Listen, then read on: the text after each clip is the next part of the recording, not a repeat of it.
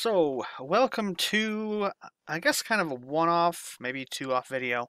So, I was, I'm basically just kind of playing on my own. I've turned off all my mods. I know I kind of haven't recorded the super modded thing, but I'm pretty sure I said that it was, like, I was getting really incredibly busy, and it just wasn't easy to record everything when you're taking, like, you know, an hour to 2 hours to record plus editing and uploading and moving and stuff, and I haven't been feeling great, and I'm not feeling great right now, but it's mostly just my leg hurts. So I mean, sitting and talking isn't really that hard.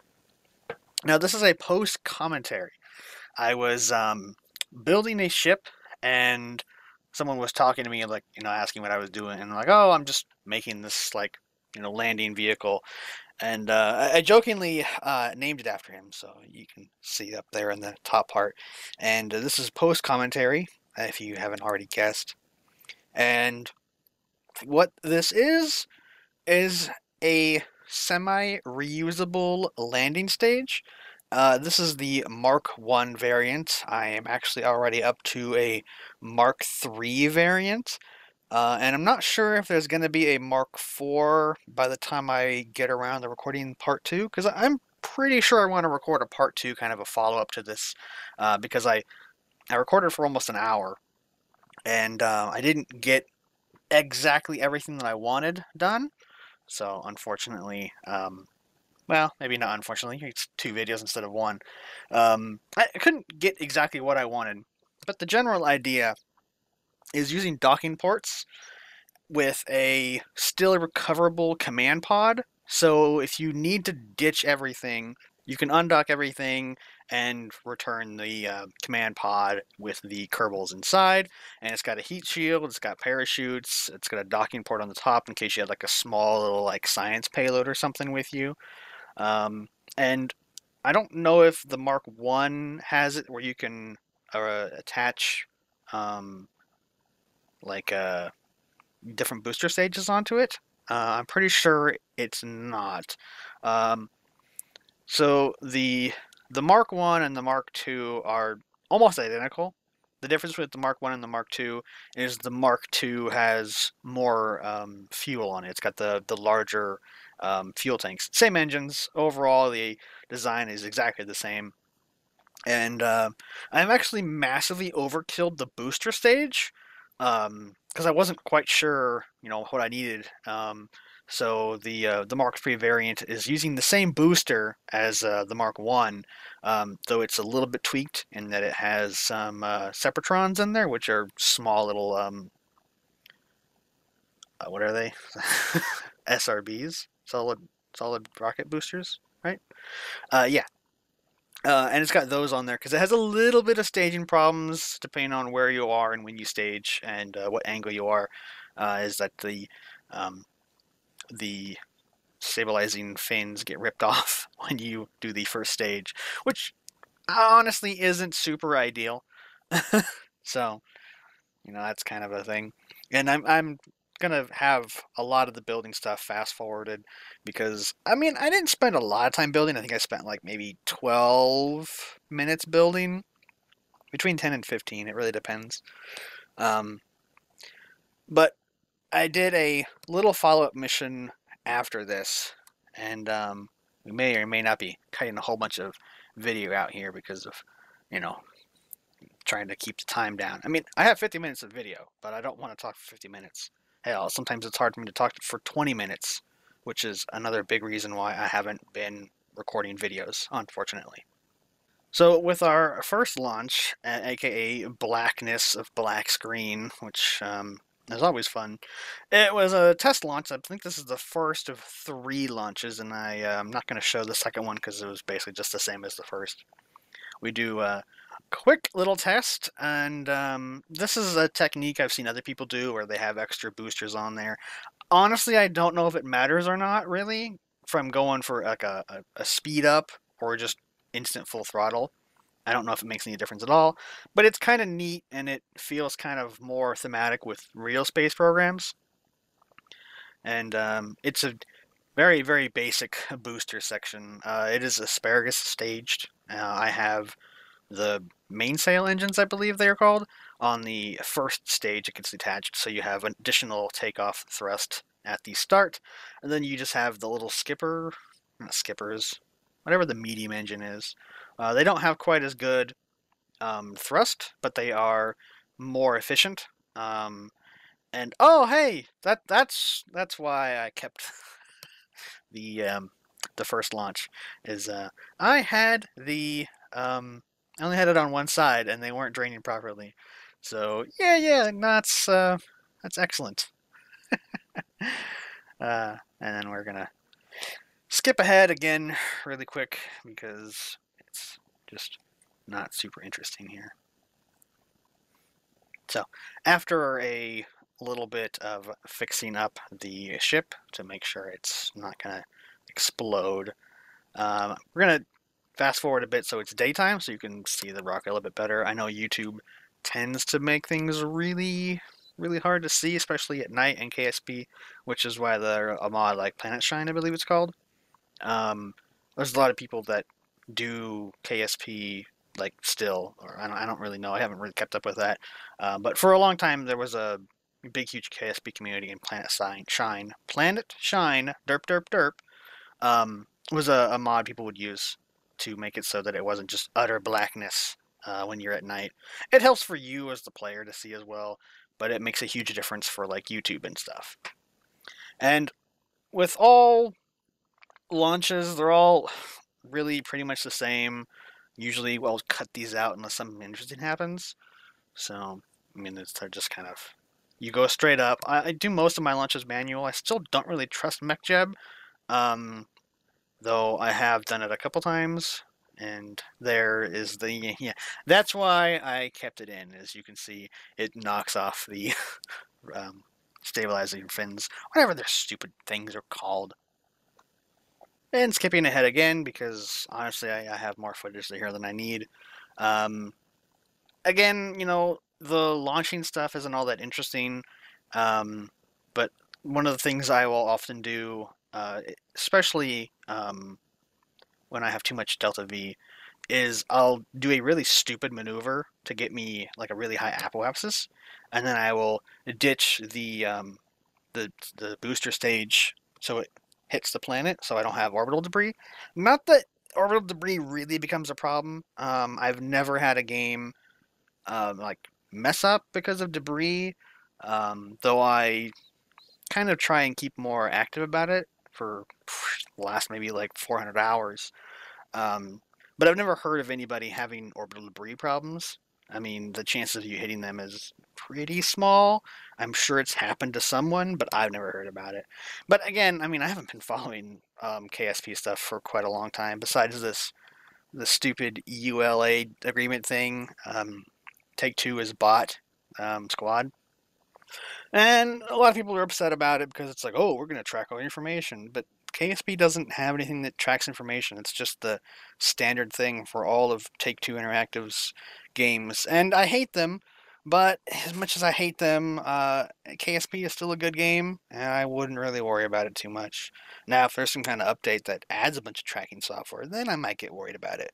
But I don't really see that happening. I can't see Squad really continuing too much longer with KSP. I know they did talk about a long time ago adding a multiplayer part of the base game, but I haven't really looked up about that, and I haven't seen any little updates hinting at it.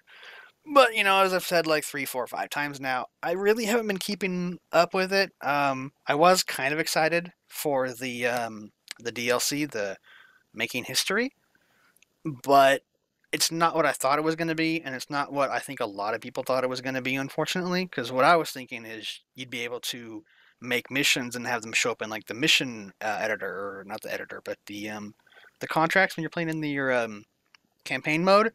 Because it's like that'd be really awesome, especially for like a YouTube thing, right? The users make you a mission and then you go and do it, but it's not really that, and they're all self-contained, and they're just not as good as they could have been. It does add some new parts, but to be honest, I don't really care that much about it. I mean, if it ever goes on sale, maybe I'll pick it up, but yeah. anyway, continuing on with the mission here.